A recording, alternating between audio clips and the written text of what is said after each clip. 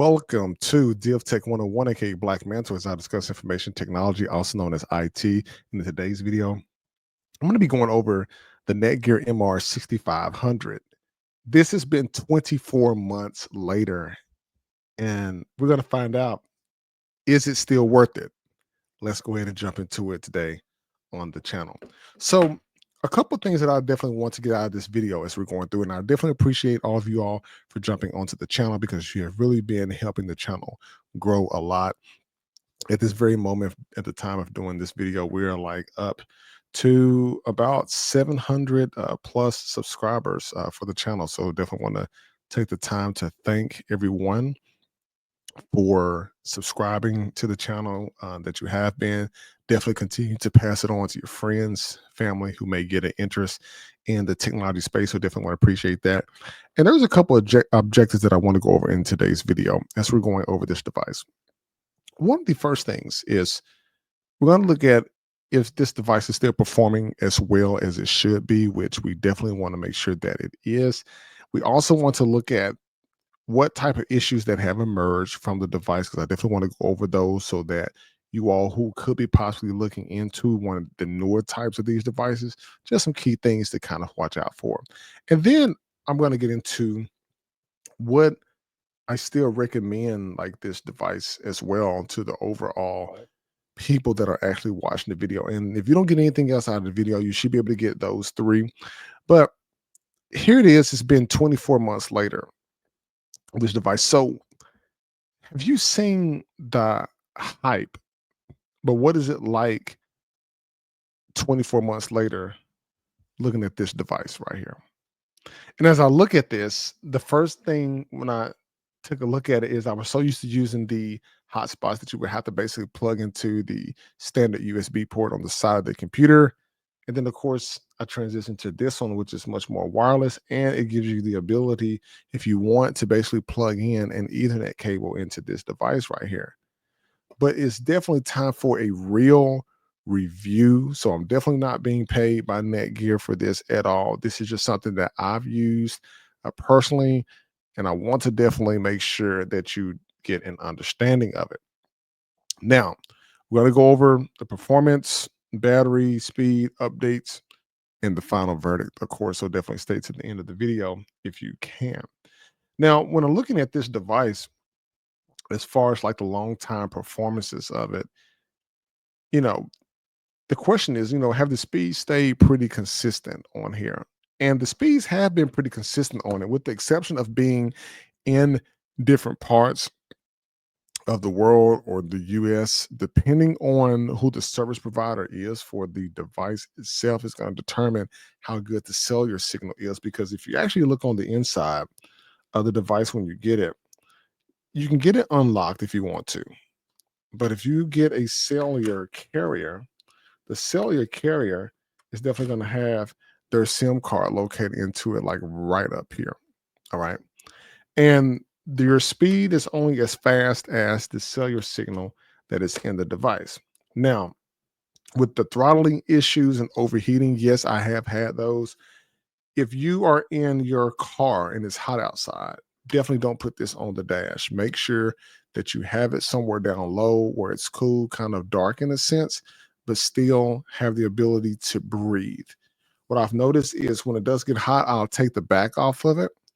And if it gets extremely hot, I'll just stop using the internet for a second, pop this battery out.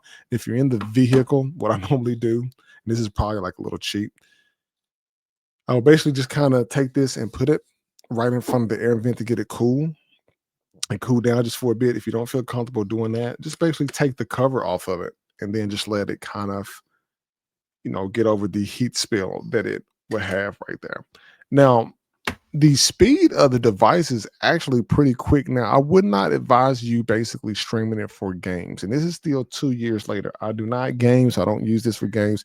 But if you have like an iPad or something, or you have any kind of computer or phone, you may have some kids playing some little games on their wireless devices in the vehicle, whatever. You can definitely use that for those. Placing the device in different locations within your home, if you're at the coffee shop, definitely good use. If you're outdoors in your backyard, just grilling or something. You can definitely have this out there if you want to have internet access, if you want to have something a little bit offset from your current Wi-Fi network. Now, what does that tell you as we're getting into this? What that's going to tell you is a couple of things. I want you definitely to pay attention here. When you're looking at the battery life of this device, you can definitely go to the Netgear site. You can get you a brand new battery if you so choose. Get a battery that is going to work. Do not buy something off of eBay. Go to the Netgear site, get a battery. Right now, this is the same battery I've had from day one. This battery still works. It's still pretty good. You can definitely look at it right here. It's an official Netgear battery. I would not recommend using any third-party batteries whatsoever. And this is a lithium battery, and it's about a 3.85 volts, 19.4 WH on here. And the product numbers course is on the back, so it's definitely rechargeable. You can use that. I haven't seen any degradation in the battery, so that's definitely a good thing. And I can still get about almost up to a full days of work off of this, depending on how much I use it. I try to keep it for an emergency situation. If I have to leave for something, I'll take it with me, but not like an everyday use, because you'd be using your home internet, work internet on site if you have to do so. Now, as far as like software firmware updates with this, I'm going to power it on just to see here, but every once in a while, you will definitely have to keep the device updated and everything. That's definitely a good thing. Okay. Make sure that you keep it updated. There's going to be some different, it's not going to be much of a UI experience that you're going to have with this, but you're definitely going to have some different types of bug fixes that may be in it, not necessarily new features, because on the screen everything still looks the same even 2 years later. I have not had to reset this device. I have not had to troubleshoot it other than it does get hot. That's because I've had it inside of a hot vehicle. Now, in terms of a daily use case with this, what I would recommend with that is if you're doing maybe like a Zoom call, you may be okay. Streaming and gaming, streaming, if you're streaming something pretty simple, not bad, but gaming, I definitely would not do with this, even with it plugged up, because hotspots are not for gaming. You will burn through your data plan extremely quick with these. Use this for email on the go, work on the go, not necessarily so far as meetings. I don't like you really like using it for meetings, but basically, if you have to work where you're not doing any kind of video conferencing. But definitely, it's definitely useful for a backup travel device, a backup internet source. But for your primary internet use, I would probably most definitely have a home-based internet first. Use this in emergency in case the lights are out.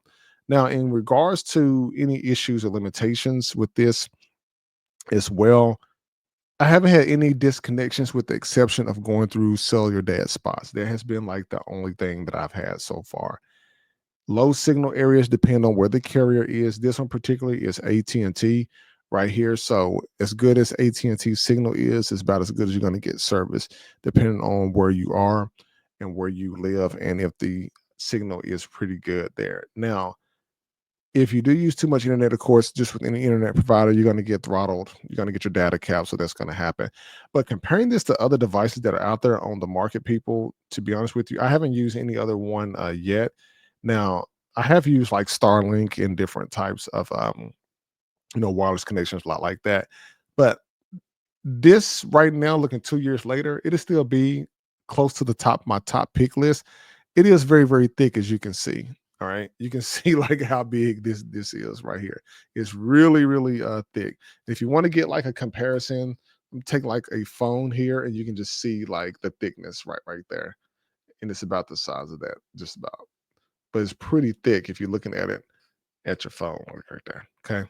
So definitely keep that in mind. But I would definitely, if I knew somebody who needed a hotspot, it's like, hey, I don't know what to get. I'm going to point them to this right here, or at least look at the Netgear, because Netgear makes some pretty good things. They actually make routers and things, and you all have seen that on so many different occasions and stuff. Even looking at the Netgear site, you can go to netgear.com, look at that. I'm not getting endorsed by them, but just pointing you there so you can get the official look at it. So overall, looking at this, is it still worth it? what I want to ask you is this. If yes, if you are looking for a hotspot that you can use on the go, if you have to work, maybe get on a couple of Zoom calls every now and then, a few times a week, traveling a lot to the airports, yes, good. Sitting in the airport, perfect. If you are a trucker, because I have had truckers ask me on the channel, can I game with this? If you are in the logistics industry, you are a trucker and you're trying to get internet on the road, this is not the device for you. You will burn through the data cap. Your office user, just got to get internet connection to get on the web. This will be you, newer version of that. Even going to the netgear.com site, and I'm going to go over there right now because I'm just going to take a look and see what new one that they have out now. Going over to the Netgear site, netgear.com, you can go over to the, see here, business solutions, and we are going to mobile 4G, 5G mobile hotspots. Right now, they got this over there, the 5G version for like $6.99. You got the Nighthawk M6 5G hotspot mobile, $4.94. You got your 4G LTE, which is a little bit later model, depending on the retailer that you use. There's another light version of this that's a little bit slimmer, and the batteries are like 24 to 30 to $40 basically for these. These are not bad, people. You can buy them from AT&T, you can buy them through your vendor. Definitely check for that specific portion there because it's definitely going to be useful to some of you out there. So please definitely do that. Now, like I said, if you're a trucker, I probably wouldn't get this because you're definitely going to have some problems, especially trying to straighten. But my personal score with this, I'm going to give it an 8 out of 10 because I never really rate things, even meetings, 10 out of 10. I'm going to get it at 8 out of 10. I would definitely pick this device. If you're a new person getting into IT, have to have something with you on the road. This is a really great device to have here. Now, are you using the MR6500 or another 5G hotspot? Definitely drop your experience in the comments below because I definitely want to hear from you all. Please keep the questions going because I really enjoy looking at the comments and things that you all have been posting. It just takes a little bit of time to get back to you here, but the comments have been pretty great. I've really enjoyed them a lot. They have been super, super cool. One person asked me, how do you connect it with the public Wi-Fi, airport, hotel, or coffee shop? You basically connect your device to this. You don't connect this to the hotspot or to the Wi-Fi of like Starbucks or your coffee shop and things like that. And most definitely, this use SIM cards. So it depends on your provider as well. And that's just some of just the light take of some of the comments that have been in there. And so people, like, comment, and subscribe to the channel, Deal Tech 101, aka Black Mantle. Next up, we're gonna definitely be re-looking at this again in the future. So make sure that you don't miss out on this as well. And please, please, if you don't mind, hit the like button, subscribe button, and let people know more about the channel. Look forward to bringing more technology content to you all soon.